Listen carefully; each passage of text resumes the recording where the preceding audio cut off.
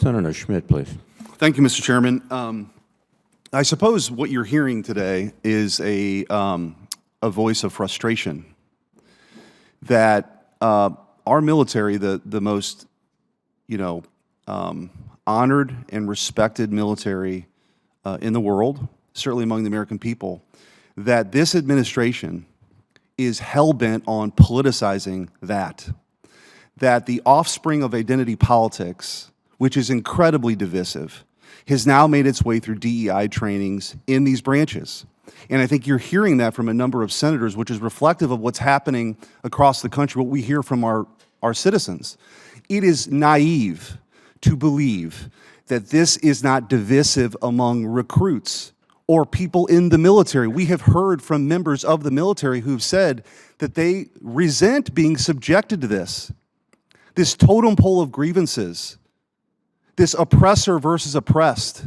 The military has been a shining example of what a meritocracy can mean. People from the humblest beginnings can rise to the highest ranks, do heroic things.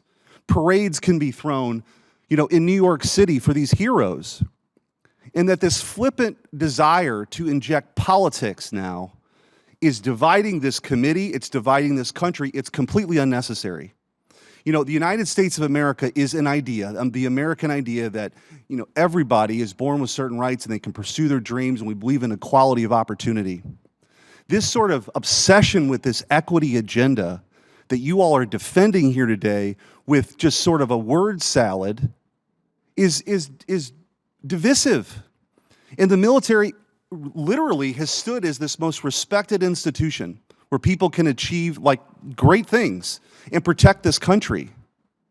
And here we are in a committee hearing when China is militarizing islands. They mean business.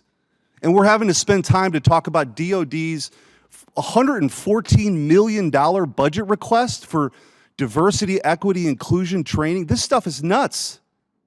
I want to ask each of you, have you heard, is there any intelligence that you've heard that communist China is somehow intimidated or deterred by our DEI initiatives? I'll take that as a collective no. And so our focus here is maddening, I think, to a lot of members, as you've heard. And I want to ask a couple of specific questions. Ms. Jones, specifically, the DOD has put out an equity action plan issued a few weeks ago that said the department is implementing a range of initiatives to ensure equity for minority service members at critical career touchpoints that include recruiting and accessions, progression, and promotion at the senior leader level, ensuring equity. What does that mean? What does ensuring equity mean? Senator, I don't know that it's possible to ensure equity, but as an example, when we look at promotion boards, all of that information on demographics is hidden. But afterwards, we look to see, are there any trends that we think are challenging? Are there any groups that we feel like maybe we need to relook how we're approaching training, or are there barriers? For example, the barriers that we had with women who were choosing to leave our service because of some of the policies that we had. So that's what we're focusing on. But how do you, what are you measuring? Right? Because I think we all still believe, I hope, in equality of opportunity. Ensuring equity or outcomes, the government really shouldn't be in the business of that. So I don't know exactly what that means or how you're measuring quote-unquote success. Senator, our retention is a key focus of that. And again, we're not looking at any quotas. It's based on meritocracy, but we are looking for where there are barriers to serve that are impacting certain parts of our population in different ways. Okay. Well, I'm running out of time, and I want to ask this to anybody who's willing to answer this. Undersecretary Cisneros testified to our personnel subcommittee last week that DOD continues to take steps to improve and increase DEI, and the department is working to further understand root causes in the area where we lack diversity and develop initiatives that have measurable outcome metrics, maintain appropriate data to inform and target efforts, ensure environments are inclusive for all who serve, and foster strong governance structure to oversee these efforts. Look, I don't think you're going to find anybody in here and across this country who doesn't believe people should be treated with respect, with dignity, no matter who you are. And we want the best defending this great country, but I just am very concerned. I don't know what develop initiatives that have measurable outcome metrics based on equity means. And by chasing this, it's driving a wedge in the military.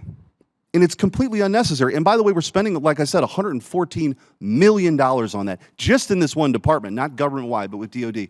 Can anybody tell me what the metrics are for equity? Because it's an outcome-based measure, right? Like, what is it that we're measuring?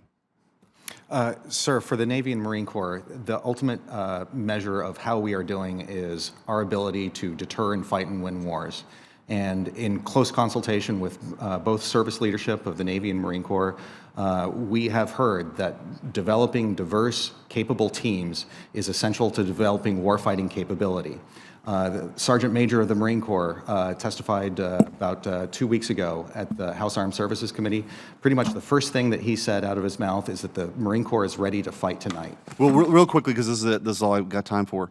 Since you're speaking, obviously, here in capacity with the Navy, Anderson Air Force Base has a memo that's been uncovered that you can't refer to someone as him or her, yet they have gender identity trainings. How does that? And by the way, the justification for that is to add to, lethality. How does that help us be a better fighting force by not referring to a man as him or her in a memo? Like, how does that help us? And I'm happy to provide, if you're not familiar with the document that was uncovered last summer. How does that help us? How does that make us more lethal fighting force? Sir, I can say every day in the Pentagon, there's yes, sir, no, ma'am, and so forth. So I'll have to take a look at we'll follow up. That is. Appreciate it. Thank you. Thank you, Senator.